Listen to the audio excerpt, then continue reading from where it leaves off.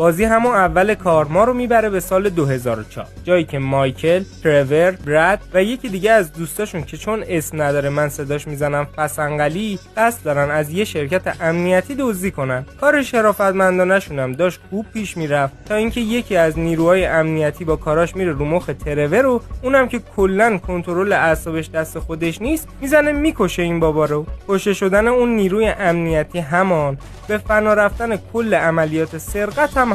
پلیسا بعد از شنیدن صدای گلوله مثل مور و ملخ از در و دیوار میریزن سر این چهارتا. اما مایکلینا دزدای کارکشته‌این و بعد از یه درگیری طولانی بالاخره سوار ماشینشون میشن و سعی میکنن فرار کنن. پلیسا هم بیخیال بشون نیستن و اونقدر توی مسیر به ماشینشون شلیک میکنن که بالاخره یه تیر میخوره تو سر فسنگلی بیچاره که پشت فرمونم نشسته بود. ماشینشون هم بعد از این قضیه میخوره به یه قطار و این ستایی که هنوز گلوله نخوردن مجبور میشن پای پیاده به فرارشون ادامه بدن. توی مسیر مایکل و براد تیر میخورن بالاخره و ترورم که فکر میکنه کار رفیقاش تمومه، 2 تا پا که هیچی، 2 تا پای دیگه هم قرض میکنه و فرار. اما نکته اینجاست که کل این ماجرا نقشه بوده. در اصل مایکل برای اینکه بتونه یه شروع تازه داشته باشه با FIB که همون FBI دنیای GTA ریخته رو هم و دوستاشو فروخته.